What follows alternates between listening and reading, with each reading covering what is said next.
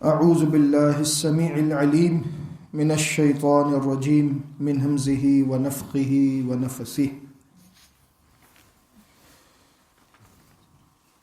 قالوا سبحانک لا علم لنا الا ما علمتنا انک انت العلیم الحکیم قال یا آدم انبئهم باسمائهم فلما انبأهم باسمائهم قال الم اقل لكم انی اعلم غیب السماوات والارض وَأَعْلَمُ مَا تُبْدُونَ وَمَا كُنْتُمْ تَكْتُمُونَ۔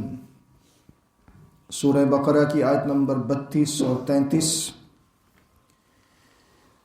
اللہ رب العزت نے آدم علیہ السلام کو فضیلت عطا فرمائی، انہیں تمام نام سکھائے، علوم سکھائے، زمین میں رہنے کے لیے ان کے لیے اور ان کی آنے والی نسلوں کے لیے جو علوم درکار تھے ان کی تعلیم دی، اور فرشتوں سے اللہ رب العزت نے فرمایا کہ اگر تم اس بات میں سچے ہو کہ تمہارا یہ اندازہ کہ آدم اور اس کی اولاد زمین میں فساد مچائیں گے، تو پھر تم میرے سامنے ان تمام کے نام پیش کر دو اگر تم سچے ہو۔ فرشتوں نے جواب دیا کہ تو پاک ہے، ہمیں کچھ بھی علم نہیں مگر اتنا جتنا تو نے ہمیں سکھا دیا، بے شک تو ہی علم والا اور حکمت والا ہے۔ اللہ نے فرمایا اے آدم تم ان فرشتوں کو نام بتا دو ان سب کے۔ پھر جب آدم علیہ السلام نے انہیں نام بتا دیے ان سب کے، اللہ نے فرمایا کیا میں نے تم سے نہیں کہا تھا کہ بے شک میں ہی جانتا ہوں آسمانوں اور زمین کا غیب، اور میں جانتا ہوں جو کچھ تم ظاہر کرتے ہو اور وہ جو تم چھپاتے ہو۔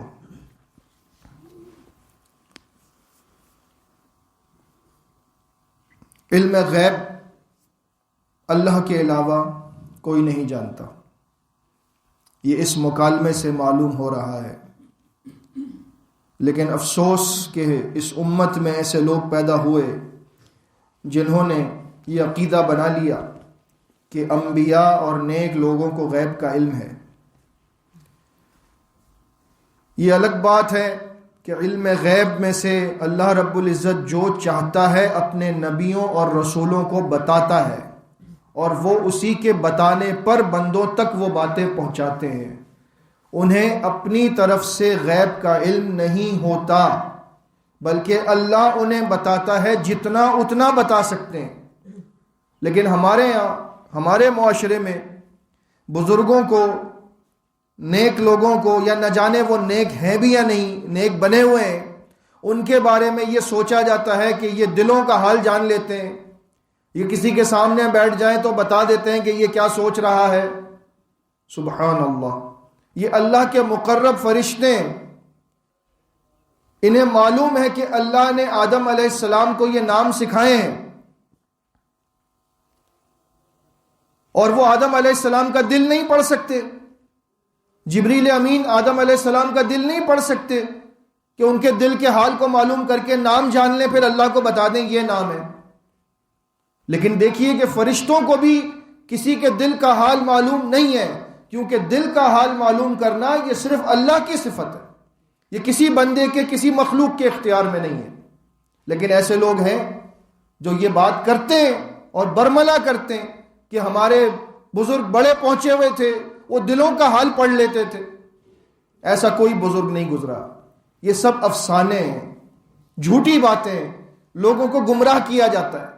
لہٰذا یہ عقیدہ قرآن و سنت کا آپ کے سامنے آ رہا ہے سورہ بقرہ سے کہ اللہ رب العزت نے جب فرشتوں سے کہا کہ بتاؤ نام، تو انہوں نے کہا لا علم لنا الا ما علمتنا، ہمیں تو کچھ علم ہے ہی نہیں مگر اتنا جتنا آپ نے ہمیں سکھا دیا۔ اور آگے اس بات کو اللہ نے مزید واضح فرما دیا کہ میں نے تم سے نہیں کہا تھا کہ میں ہی غیب جانتا ہوں آسمانوں اور زمین کا. اور یہی بات اللہ رب العزت نے ایک اور مقام پر ارشاد فرمائی، قُلْ لَا يَعْلَمُ مَنْ فِي السَّمَاوَاتِ وَالْأَرْضِ الْغَيْبَ إِلَّا اللَّهُ. اے رسول صلی اللہ علیہ وسلم آپ کہہ دیجئے کہ زمین اور آسمان میں کوئی بھی نہیں جو غیب جانتا ہو سوائے اللہ کے. یہاں پر بھی وہی الا اللہ ہے جو کلمہ شہادت میں ہے، کلمہ طیبہ میں ہے، الا اللہ، سوائے اللہ کے، یعنی کوئی معبود نہیں سوائے اللہ کے. اسی طرح کوئی غیب نہیں جانتا سوائے اللہ کے. یہ ہمارا عقیدہ ہونا چاہیے، کیونکہ یہ عقیدہ قرآن نے ہمیں دیا. ہم قرآن کے ماننے والے ہیں، ہم افسانوں کو ماننے والے نہیں ہیں. جو قرآن کہے گا ہمارا اس پر ایمان ہے، اور اسی بنیاد پر عقیدہ یہ بنا لیجئے کہ غیب صرف اللہ جانتا ہے، دلوں کا حال صرف اللہ جانتا ہے، یہ اس کی صفت ہے. پھر یہاں پر ہمیں اس بات کا سبق بھی مل رہا ہے کہ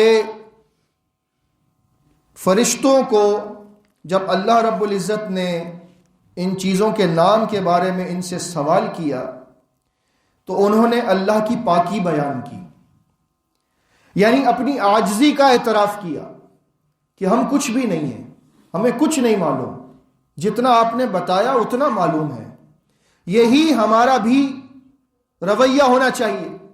جب ہمیں کوئی دین کی بات بتائے، کوئی علمی بات بتائے، چاہے وہ ہمارے سامنے بتانے والا عمر میں کم ہی کیوں نہ ہو، لیکن اگر اس کی بات قرآن و سنت کی ہے، اگر اس کے بات اچھے اخلاق کی ہے، اگر اس کی بات اعلیٰ اوصاف کی ہے، اس کی بات کو ماننا چاہیے. عاجزی انکساری اختیار کرنی چاہیے کہ ہمیں نہیں معلوم تھا، آپ نے بتا دیا، ہم آپ کے مشکور ہیں، شکریہ. ہمارے یہاں کیا ہے، اگر کوئی کم عمر کسی بڑے کو بتا دے، اس کی اصلاح کی بات کر دے کہ آپ نے یہ بات اس طرح سے کی، حضرت یہ اس طرح سے نہیں، اس طرح سے ہے، قرآن میں اس طرح سے ہے، نبی کریم کے فرمان میں اس طرح سے ہے، تو وہ آگے سے کہتے ہیں یہ ہمیں بتائے گا، یہ کل کا بچہ ہمیں سمجھائے گا. یہ رویہ اچھا نہیں ہے. اچھا رویہ یہ ہے کہ جب اچھی بات ملے تو اس کو قبول کیجیے، چاہے بتانے والا کوئی بھی ہو. آپ کو بات اگر دلیل سے کرتا ہے، دلیل آپ ویریفائی کریں، بالکل چیک کریں، تحقیق کریں، اور اگر وہ بات صحیح ثابت ہو تو اس کا شکریہ ادا کریں کہ وہ آپ کا محسن ہے، اس نے آپ کی اصلاح کی ہے. فرشتوں نے ساتھ میں یہ بھی کہا انک انت العلیم الحکیم، بے شک آپ ہی علم والے اور حکمت والے ہیں، یعنی کہ آپ کا علم کامل ہے. اے اللہ، علم کامل تو صرف آپ کے لیے ہے، ہمارا علم تو ناقص ہے، جتنا آپ نے بتایا اتنا ہے. آپ کا علم کامل ہے، اور اتنا کامل ہے کہ جو کچھ ہو چکا وہ بھی آپ کے علم میں ہے، جو ہو رہا ہے وہ بھی آپ کے علم میں ہے، اور جو ہونے والا ہے وہ بھی آپ کے علم میں ہے. آپ کے علم سے باہر کوئی چیز نہیں ہو سکتی. اس لیے جب آپ نے آدم کو سکھایا اور آدم نے آپ سے سیکھا تو یقیناً آدم کا علم ہم سے بالاتر ہو گیا، کیونکہ آپ نے آدم کو وہ سکھایا جو ہمیں نہیں سکھایا. اور یہی فضیلت کی بنیاد ہے. آدم علیہ السلام اور ان کی اولاد کی فضیلت، انسان کی فضیلت یہی ہے کہ اس کو اللہ نے علم سکھایا. اور پھر الحکیم کی صفت فرشتوں نے ساتھ میں اللہ کے سامنے بیان فرمائی. یہ بھی عاجزی کا اعتراف ہے اور اللہ کی حکمت کی طرف بڑا اشارہ ہے کہ ہم اس بات کی حکمت کو نہیں سمجھ سکتے کہ آدم کو آپ نے خلافت کے لیے کیوں چنا ہے، لیکن ہم اس بات کا اعتراف کرتے ہیں کہ آپ الحکیم ہیں، آپ کا ہر فیصلہ حکمت پر مبنی ہے. آپ نے آدم کو چنا ہے تو پھر درست ہی چنا ہے. ہم اس بات کا اعتراف کرتے ہیں. اسی طرح ہمیں بھی یہی کرنا چاہیے. اگر ہمارے سامنے کوئی شخص ہم سے آگے نکل جائے کسی بھی معاملے میں تو ہمیں یہ سوچنا چاہیے کہ اللہ نے اس کو ترقی دی ہے، اللہ نے اس کو عروج دیا ہے، اللہ کی مرضی سے یہ آگے بڑھا ہے. یہ نہیں سوچنا چاہیے کہ یہ میری جگہ لے رہا ہے، یہ مجھ سے آگے نکل گیا.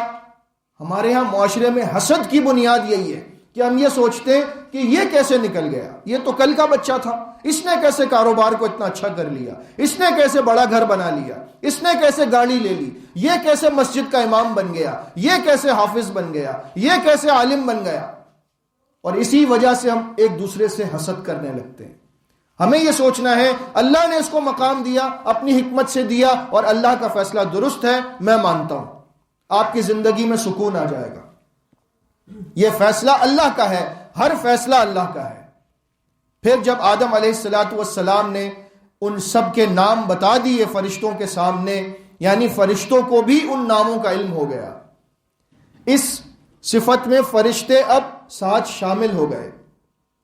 لیکن بات یہ ہے، جیسا کہ کل میں نے آپ کو بتایا تھا، کہ یہ ان تمام اولاد آدم کے بھی نام تھے جو پیدا ہونے والے ہیں قیامت تک، یہ ان تمام علوم کے بھی نام تھے جو آنے والے ہیں قیامت تک۔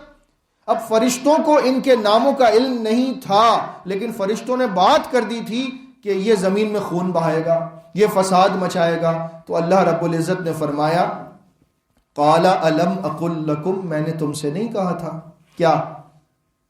یعنی بات کے پیچھے یہ بات ہے کہ تم کہتے تھے کہ یہ خون بہائے گا، یہ فساد مچائے گا، تمہیں تو ان کے نام بھی معلوم نہیں ہے، اور تم اتنی بڑی بات کر رہے ہو کہ یہ ایسا کرے گا ویسا کرے گا۔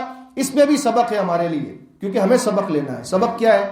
ہمیں کسی شخص کے بارے میں معلومات نہیں ہوتی، ہم ظاہری طور پر کچھ باتوں کو دیکھ کر فیصلہ کر لیتے ہیں، اور پھر اس کو ہمیشہ کے لیے اس پر منطبق کرتے ہیں۔ مثلا کسی بندے سے خطا ہو گئی، کوئی غلط کام ہو گیا، آپ نے اس کے بارے میں سارے معاشرے میں یہ بات کہہ دی، اور اب مرتے دم تک اس پر یہ چھاپ پڑ گئی کہ یہ ایسا ہی ہے۔ ہو سکتا ہے کہ اس نے توبہ کر لی ہو سکتا ہے کہ وہ بندہ اپنی اصلاح کر چکا ہو، لیکن آپ نے اس کو معاشرے میں ذلیل اور رسوا کیا، اور ساری زندگی کے لیے اس پر چھاپ پڑ گئی کہ یہ بندہ ایسا ہی ہے۔ یہی بات یہاں پر بتائی جا رہی ہے کہ تمہیں علم نہیں ہے، لیکن تم بات یہ کرتے ہو کہ وہ ایسا کرے گا، وہ ویسا کرے گا۔ کسی کے بارے میں رائے نہ دیں۔ کسی بھی وقت اللہ کسی بھی بندے کے دل کی دنیا کو بدل سکتا ہے۔ ایک زانی کبھی بھی متقی پرہیزگار بن سکتا ہے، بے نمازی کبھی بھی نماز کا پابند بن سکتا ہے، روزہ خور کبھی بھی روزے دار بن سکتا ہے، بخیل آدمی کبھی بھی سخی بن سکتا ہے، کبھی بھی کوئی بھی شخص اصلاح کے طور پر اللہ تعالیٰ کی اس توفیق سے اپنی اصلاح کر سکتا ہے۔ لیکن اگر آپ نے اس کے بارے میں غلط فیصلہ قائم کیا تو اب گناہ آپ پر ہوگا۔ لہٰذا کسی کے بارے میں فیصلہ نہ کیجیے، فیصلے اللہ پر چھوڑ دیجیے۔ یہاں سے ہمیں یہ سبق ملا، اور اللہ نے فرمایا میں نے تم سے نہیں کہا تھا کہ میں جانتا ہوں آسمانوں اور زمین کا غیب، اور میں جانتا ہوں جو تم ظاہر کرتے ہو۔ ظاہر کیا فرشتوں نے کہ یہ خون بہائے گا، فساد مچائے گا۔ وما کنتم تکتمون، اور جو تم چھپاتے ہو۔ چھپا کون رہا تھا اور کیا چھپا رہا تھا، اس پر ہم کل بات کریں گے انشاءاللہ۔ اللہ ہمیں سمجھنے کی توفیق عطا فرمائے، آمین۔ استغفر اللہ استغفر اللہ۔